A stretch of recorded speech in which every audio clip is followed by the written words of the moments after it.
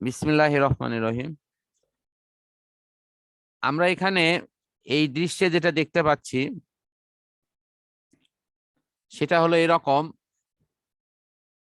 যে একজন ব্যক্তি তার পরিপূর্ণ প্রতিবিম্ব আয়নায় দেখতে চাচ্ছে।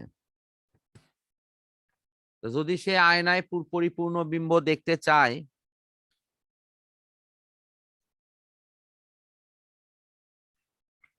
তাহলে তার সামনে যে আয়নাটি আছে সেই আয়নাটি তার কত বড় হতে হবে, এটা হলো এখানকার প্রশ্ন।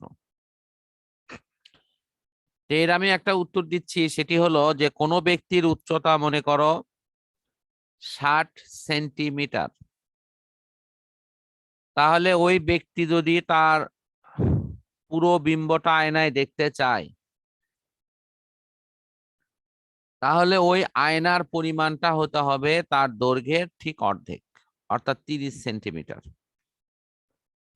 এটা হলো এখানকার অ্যান্সার। আমি এই লাইনটা তোমাদের মূল বই থেকেও দেখাই দিচ্ছি যে মূল বইয়ের এটা কোথায় লেখা আছে। এই যে এখানে বাসায় সাজগোজ করার পর সে কেমন দেখাচ্ছে এরকম দৃশ্য দেখার জন্য সে তার পরিপূর্ণ দেহটাকে আয়নার মধ্যে দেখতে চাচ্ছে।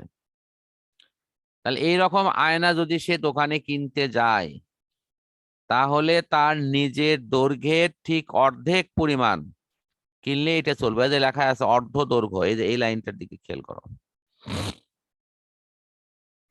কিনলেই তার কিন্তু এটা হয়ে যাবে। এই ব্যক্তির উচ্চতা হলো 1.5 মিটার। 1.5 মিটার মানে হলো 150 সেন্টিমিটার। তাহলে তাকে 75 সেন্টিমিটার আয়না কিনলেই কিন্তু তার এটা হয়ে যাবে। কি তোমরা এই প্রসঙ্গটা বুঝতে পারছো সবাই? হ্যাঁ স্যার। আচ্ছা ঠিক আছে। এরকম প্রশ্ন কিন্তু পরীক্ষায় নৈবেত্তিকে আসে যে কোনো ব্যক্তি তার পরিপূর্ণ দৈর্ঘ্য আয়নায় দেখতে চাইলে আয়নার পরিমাণটা কত হবে। এটা অনেক সময় অর্ধেক লেখা থাকে, আবার অনেক সময় এভাবেও থাকে যে ওই ব্যক্তির দৈর্ঘ্য হয়তো দেওয়া থাকে 100 সেন্টিমিটার, তাহলে তখন অ্যান্সারটি হবে কিন্তু 75 সেন্টিমিটার। বিষয়টি কিন্তু এরকম। আচ্ছা,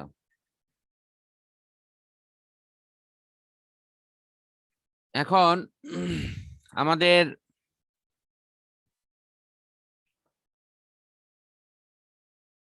এর পরবর্তী অংশ যেটা আছে আমরা সেটা একটু দেখি। এখানে এই যে দৃশ্যটা দেখানো আছে এই দৃশ্যে দেখানো হয়েছে যে বাস্তবে যদি কোনো বিম্ব তৈরি হয় তাহলে এটা উল্টা হয়, অর্থাৎ বাস্তব বিম্বটা উল্টা হয়। এটা এখানকার দৃশ্য।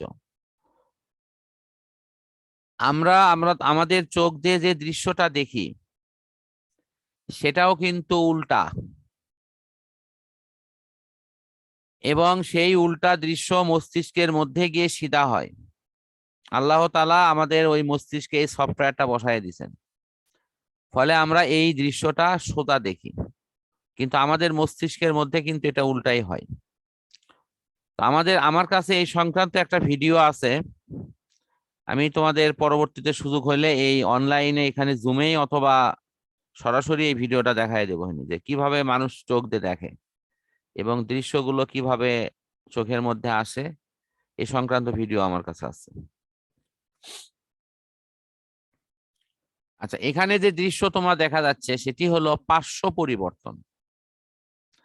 অর্থাৎ তুমি যদি আয়নার মধ্যে কোনো কিছুকে রাখো তাহলে সেটার পার্শ্ব পরিবর্তন হয়। পার্শ্ব পরিবর্তন মানে কি? এই যে দেখো আমি একটা অক্ষর লিখি, এই অক্ষর লিখলেই বুঝতে পারবা যে আমি লিখতেছি ক। ক আর কোন পাশে কি নেব? এই পাশে এটা দেব, তার এই পাশে কানটা মুছড়ে দেব। আয়নার মধ্যে তুমি এই জিনিসটা দেখবে এরকম করে লেখা আছে, এই কডার এই এই পাশে এটা চলে যাবে আর এটা চলে আসবে এই পাশে। এই যে আয়নার মধ্যে এটা দেখা যায় তার কারণটা কি? এটা হলো পার্শ্ব পরিবর্তন হওয়া। এই দৃশ্যটা এখানে হাত দিয়ে দেখানো হচ্ছে, দেখো হাতের দৃশ্যটা কিভাবে এখন হয়তো তুমি ভাববে যে স্যার হাত তো উল্টো দেখা যায় না, হাত হলো একটা প্রতিসম অবস্থান, এই কারণের জন্য এটি মনে হয় না।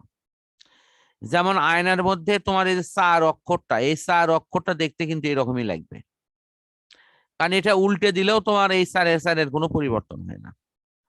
কিন্তু ছয় অক্ষর কিন্তু আয়নার মধ্যে দেখবে এইরকম না থাকে, ছয় অক্ষরটা এই দিক হয়ে আছে, এই মুখ হয়ে থাকবে, মানে একের মতো হয়ে থাকবে, মানে উল্টে যাবে এটা।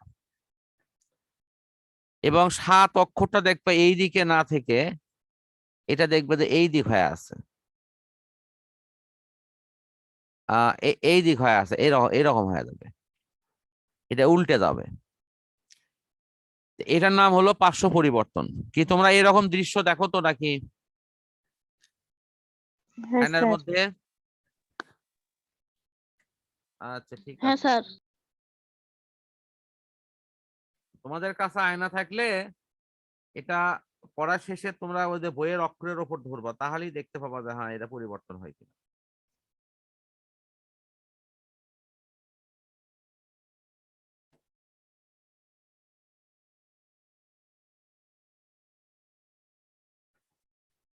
আচ্ছা, তাহলে আমরা এই পার্শ্ব পরিবর্তনের বিষয়টি বুঝলাম। এখন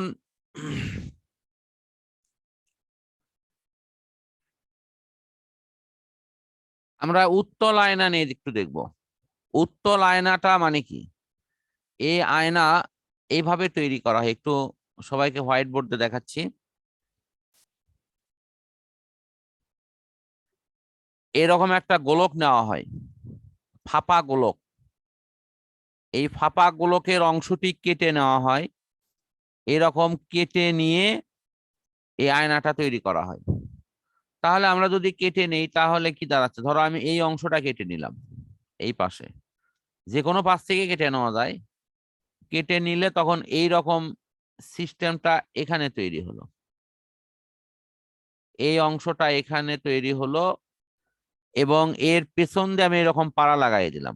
পাড়া লাগান মানে হলো সিলভার কালার করে দেওয়া। সিলভার কালার করে দিলে আমরা তখন সামনে থেকে এই আয়নাতে মুখ দেখতে পারবো। এবং এই আয়নার দেখো সামনের অংশটা কিন্তু নিচু, এই জন্য এটার নাম হলো অবতল। এটা হলো অবতল আয়না। এই মোটামুটি এখানকার বিষয়। তো আমাদের এই অবতল আয়নাটা আমরা বুঝি কিনা সেটা আমাদের বুঝতে হবে। আরেকটি আয়না আছে উত্তল আয়না। আমি যদি এই পাশ থেকে নেই, দেখো ভালো করে, এই পাশ থেকে যদি আয়নাটা কেটে নেই তাহলে আমাদের দৃশ্যটা হবে এইরকম, যে আমি এইরকম করেই ছবিটা আঁকায় নিলাম, নিয়ে আমি করলাম কি এই পেছন দিয়ে পাড়া লাগাই দিলাম। এখন কোনো ব্যক্তি যদি তার মুখটা এই আয়নায় দেখতে চায়, তার কাছে দেখো তো এই অংশটা কি উঁচু মনে হবে না? এই যে এই অংশটা উঁচু মনে হচ্ছে, এই জন্য এর নাম হলো উত্তল। এই আয়নার নাম হলো উত্তল দর্পণ। সবাই কি এই অবতল আর উত্তল আয়না বা উত্তল দর্পণ এটা বুঝতে পারছো কি? হ্যাঁ স্যার। হ্যাঁ, এটা বুঝলেই হবে। তো হ্যাঁ আমরা স্যার। সামনে দিন এই উত্তল এবং অবতল আয়নার উপরে ছবি অঙ্কন করার বিষয়গুলো নিয়ে ইনশাল্লাহ শিখবো। এটা একটু সবাই মনে রাখো, প্রয়োজনে লিখে রাখো। আমি যখন তোমাকে জিজ্ঞাসা করব যে আজকে আমরা ফিজিক্সের কি পড়বো, তো তোমরা সূচনাতেই এটা বলবা যে স্যার এই উত্তল আর অবতল আয়নায় আমরা কিভাবে ছবি অঙ্কন করব, আমরা সেটা শিখব। এটা লিখে রাখো। আমরা এর পরবর্তী সেশনে গিয়ে আমরা একটু রসায়নের পঞ্চম অধ্যায় নিয়ে আলোচনা করব ইনশাল্লাহ।